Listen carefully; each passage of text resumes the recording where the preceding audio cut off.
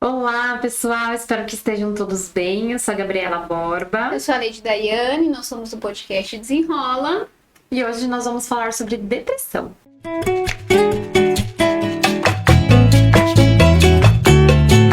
E a gente sabe que é um tema que, por mais que as pessoas tenham buscado mais informação, ainda existe um julgamento social muito grande por trás do que é a depressão.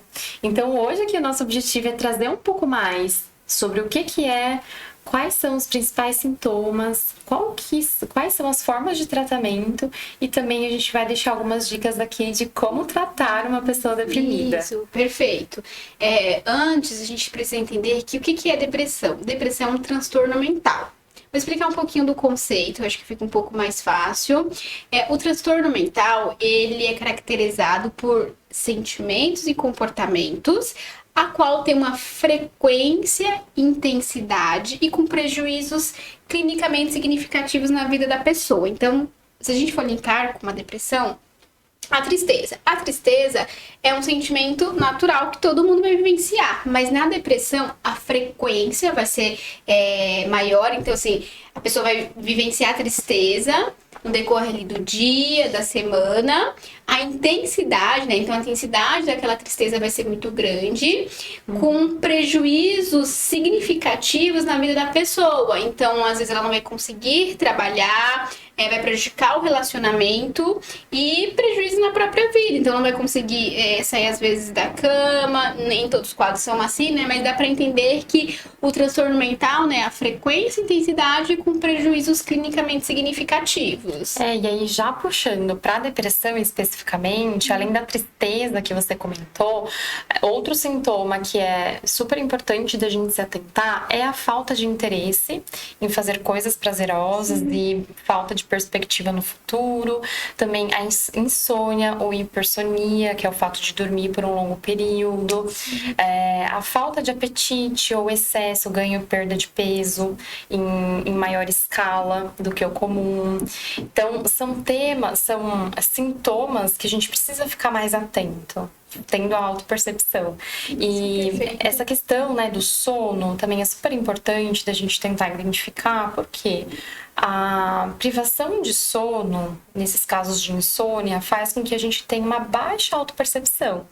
E com isso, a gente não consegue olhar para dentro e entender se aqueles sintomas que a gente tem tido realmente é algo comum devido ao excesso de trabalho, ao excesso de demandas, ou se realmente entra como uma depressão, uma patologia em si. E muitas pessoas perguntam sobre a causa da depressão, né? Então, a depressão, ela não tem causa, ela tem fatores desencadeantes.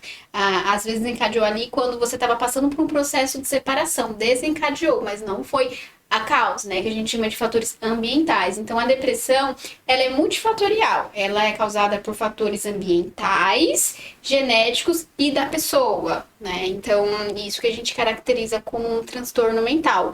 E muitas das vezes as pessoas vêm muito para a clínica, não sei se você já se deparou com isso, Gabi, de perguntar qual é a causa da minha depressão, né? Então, assim, tá, a sua causa, se fosse, né, nesse caso, a causa foi por conta da separação, você ainda descobriu, tá, mas você tá com sintomas. Então, independente da causa, o importante é identificar os sintomas para você procurar ajuda e fazer o tratamento. E aí, agora, depois que a gente falou tudo isso, a importância da gente desmistificar que a depressão é falta de Deus, é falta de vontade, é por escolha, porque se o transtorno ele é multifatorial, não existe causa, pra gente entender que a depressão é uma patologia que necessita ser tratada, né? A pessoa ela não escolhe, inclusive qualquer pessoa pode desencadear um quadro depressivo, inclusive eu, que sou psicóloga, também posso desenvolver uma depressão, porque é uma patologia da mente, do cérebro, né? A gente não escolhe. E falando desse julgamento, que realmente é muito forte ainda na nossa sociedade, esse julgamento que as pessoas têm sobre o que é depressão, faz com que muitas pessoas sintam vergonha ou não se permitam fazer essa autoanálise para entender se ela entra ou não num possível critério de uma depressão.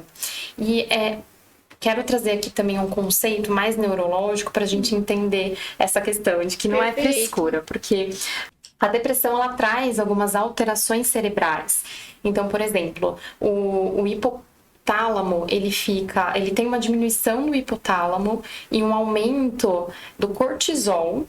E, além disso, uma diminuição da dopamina e da noradrenalina, que são neurotransmissores super importantes para a nossa vida, para o nosso bem-estar, para que a gente consiga ter essa motivação para continuar fazendo planos da vida. Então, existe uma explicação neurológica para a depressão. É a mesma coisa de uma pessoa que tem um problema cardíaco. Então, ela fez uma bateria de exames, identificou e ela rapidamente busca um tratamento para conseguir amenizar aqueles sintomas e aqueles prejuízos que pode trazer essa doença. E a depressão não é diferente. Então, a gente precisa começar a olhar com mais empatia e com mais cuidado quando a gente se depara com uma pessoa deprimida. Porque não é simplesmente falta de ânimo e de vontade. Tem todo um conjunto ali por trás. Exatamente. E se fosse uma questão de tomada de decisão, escolha quem é que escolhe, né? Estar ali num período de tristeza profunda, né? Isso é muito complexo. E eu gostaria de falar aqui um pouquinho sobre a questão da prevenção. Será que existe alguma forma de a gente prevenir a depressão? Não vou afirmar no sentido que o que eu vou falar agora vai fazer com que a pessoa não tenha depressão, não é isso. Mas alguns pontos vai fazer com que a gente tenha mais cuidado com essa questão mental. Então, como eu falei que a depressão é causada por também fatores ambientais, é muito importante a gente cuidar desse fator ambiental, porque esse fator ambiental a gente tem acesso. E parece muito senso comum, porque a gente vai no médico, o médico fala, a gente vai no psicólogo, o psicólogo fala, no psiquiatra também, enfim, vários profissionais. A questão, né, da alimentação, atividade física, o sono, né? O sono é muito importante, porque se você tá cuidando dessas questões ambientais, né? O ambiente se manifestar em relação a isso, as chances ficam menores, né? Porque uma vez que você também já teve depressão, você tem chances a mais de desencadear um quadro depressivo do que aquela pessoa que nunca teve a depressão, né? Então, é muito importante a gente cuidar dessa parte do estilo de vida, né? Então, como é que tá olhar para a sua vida, como é que tá seu trabalho, né? Como é que tá seu estilo de trabalho? E até olhando para o tratamento em si, quando a gente se depara com casos como esse no consultório, a gente consegue ajudar o paciente a ter esse olhar que você está trazendo aqui, porque muitas vezes uma pessoa, e aqui eu já estou falando de um quadro que já tem a depressão, a pessoa ela tem uma maior dificuldade de entender por onde que ela consegue começar, por onde que ela pode começar. E como um dos sintomas também é a falta de motivação, o humor deprimido, isso faz com que a pessoa tenha um pouco mais de dificuldade de engatar nessa melhora rapidamente. Então, o processo de terapia, principalmente quando a gente fala das TCCs, são as terapias comportamentais, a gente consegue ter um manejo ali com o paciente mais direcionado. E além da gente olhar para essa questão da rotina, do dia a dia, de ajudá-los a pensar em habilidades sociais para conseguir aos poucos manejar a depressão, a gente também trabalha com algumas crenças disfuncionais que esse paciente traz, que faz com que ele tenha pensamentos automáticos que são negativos e acabam interferindo no comportamento deles. E claro, a gente sabe, e é comprovado isso na nossa experiência clínica, que no começo esse tipo de tratamento causa e gera um pouco de desconforto. Porque imagina, a pessoa ela tá a vida inteira acostumada a enfrentar as situações da vida daquela determinada forma, voltada muito para o negativismo, por exemplo. E a gente estimular com que ela consiga ter uma flexibilidade de pensamento para passar a enxergar e interpretar o mundo de uma forma diferente, isso pode causar um desconforto no começo. E tanto que a gente faz esse tratamento sempre com muito cuidado e com muita empatia. Por exemplo, se a gente fizer um exercício aqui, e eu falar assim, Leide, cruza seus braços. Você vai cruzar os braços como você sempre cruzou. Agora, se eu te falar assim, Leide, cruza os braços da forma inversa.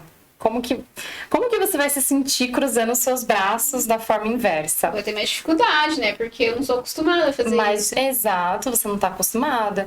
E aí a sua mente a todo momento vai te contar, Leide, não tá legal, tá desconfortável, não é a forma com que você aprendeu, não é assim que se faz, não é assim que cruza o braço. Então, quando a gente fala desse tratamento, é importante que o terapeuta ele também tenha esse senso de empatia e de cuidado com a pessoa que está ali com ele no consultório. E aí, resumindo, a ativação comportamental vai fazer com que o paciente, aos poucos, volte com aquela energia que foi prejudicada no começo. E aí, em complemento também com esse tratamento, quando a gente identifica que o paciente ele já está no nível moderado para avançado da depressão, é de extrema importância que a gente faça um tratamento também farmacológico. Então, em conjunto com o psiquiatra, inclusive, eu gosto muito de poder fazer essa troca com o próprio psiquiatra para a gente discutir o caso e pensar juntos ali num tratamento em conjunto, porque esse tratamento é interessante que se converse e que o paciente ele consiga ter também uma abertura para isso, porque a gente sabe que existem vários mitos e várias preocupações frente ao tratamento farmacológico, mas eu sempre tento trazer o seguinte conceito. Se a gente for imaginar que a gente está ali num barco, navegando, só que tem um furo nesse barco, e aí a gente começa e aí tá entrando água e a gente começa a tirar a água desse barco. Se eu não tampo o buraco que tá ali, obviamente que a gente vai ficar a vida inteira tirando a água incansavelmente, porque ela nunca vai parar de entrar. Então, quando a gente fala de fazer um tratamento em conjunto, é que se a pessoa fizer só um tratamento farmacológico, a água vai continuar entrando. Nossa, perfeito. Então, a gente precisa atrelar esse tratamento também com a terapia, porque a terapia que vai ajudar a tapar esse buraco, então resolver ali algumas questões que são desencadeantes daquele humor deprimido que a pessoa apresenta, e aí com isso ela conseguir ter uma vida mais estável.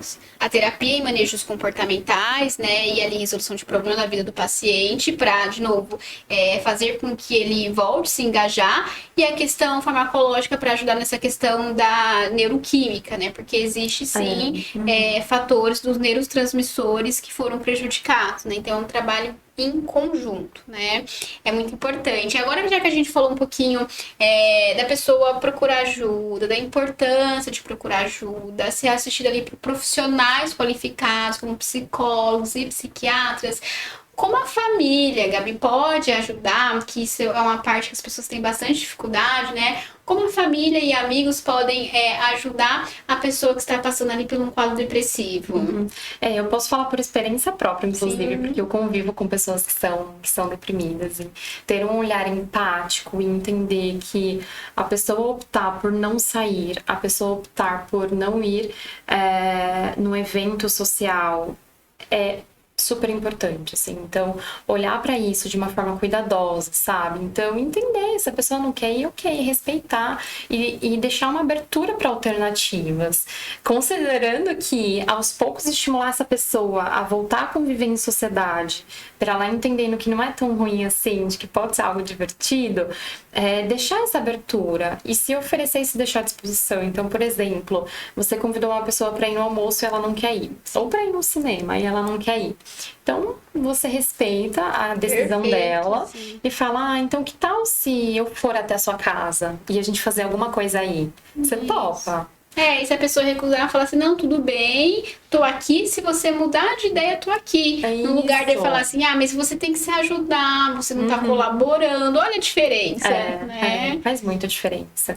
Então, ter esse olhar cuidadoso, esse olhar empático, se deixar à disposição. Inclusive, uma outra coisa que ajuda muito é sonhar junto com essa pessoa, estimular ela a olhar mais pro futuro. Então, tentar entender ali coisas que ela gosta, coisas talvez que você já saiba que ela tem uma habilidade e ir fazendo propostas pequenas em relação àquilo e ajudá-la a pensar, sabe, um pouco mais pra frente. Isso também ajuda muito. Uma hora ela vai aceitar, né? E vai ali motivar nesse engajamento, né? E também validar, a gente fala aqui muito sobre isso em vários outros episódios, a emoção da pessoa, né? Então, se ela tá se sentindo triste, eu compreendo a sua tristeza, né? Eu entendo que você tá se sentindo assim, é justo, é compreensível, no lugar de não se sinta assim.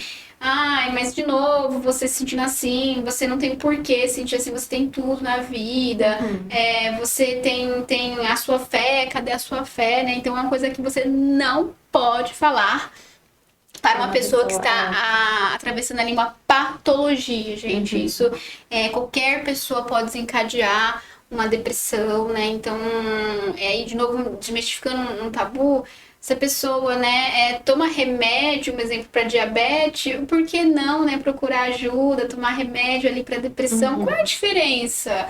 É só a parte do corpo, uma aqui é no cérebro, outra em outra parte, né? Mas a gente não tem preconceito de procurar um médico. E se o médico fala assim, você precisa tomar remédio para diabetes. A pessoa, ela vai tomar. Agora, se você precisa tomar remédio, né, por conta do quadro depressivo, a gente vai tratar esse quadro, a pessoa, né? E a medicação psiquiátrica, ela não é para a vida inteira. Então, esse tratamento, ele vai acontecer e acontecendo dentro desse mundo que a gente contou aqui, em conjunto com a terapia. A ideia é que, num curto espaço de tempo, essa pessoa ela já comece a fazer um processo de desmame da medicação. Então, não é algo que vai durar a vida inteira. Mas para isso precisa fazer esse tratamento em conjunto. Exatamente. E aí, claro, existem outros transtornos, né, que são crônicos, mas aí é outra questão que a gente não vai abordar aqui agora, que a pessoa ela também pode vivenciar quadros depressivos ali naqueles episódios, né? E aí a medicação já é uma outra questão, mas que deve ser assistida pelo psiquiatra, né? Mas é justamente desmistificar esses tabus e colocar aqui como a pessoa pode procurar uma ajuda nesse momento que a gente entende que é muito difícil, gente. É muito difícil enfrentar um quadro depressivo e até mesmo estar ali com a pessoa que está com o quadro. Então é muito importante você olhar para esse tema. Por isso que a gente precisa falar mais sobre isso. Exatamente. Né? E conversar mesmo com as pessoas que estão ao nosso redor. E se permitir a ter essa autoavaliação de que, ok, estou passando por isso, é algo momentâneo e eu vou buscar uma ajuda para isso. E a gente trouxe esse tema aqui com o máximo de cuidado e de carinho que a gente pudesse, para que a gente consiga atingir o máximo de pessoas para essa conscientização, porque a gente sabe que é um assunto delicado que precisa ser tratado com bastante zelo. Exatamente. Então, se você tem algum amigo, né, se você conhece algum familiar, alguma pessoa, né, que tá enfrentando, tá passando por isso, mande esse podcast, esse episódio, até mesmo para os familiares e amigos, para terem um direcionamento sobre esse momento tão delicado. E, claro, procurar ajuda, gente. Depressão é uma patologia que precisa ser tratado com profissionais qualificados. Então, espero que a gente tenha podido contribuir com vocês e a gente se vê no próximo episódio. Até logo. Tchau, tchau. Tchau.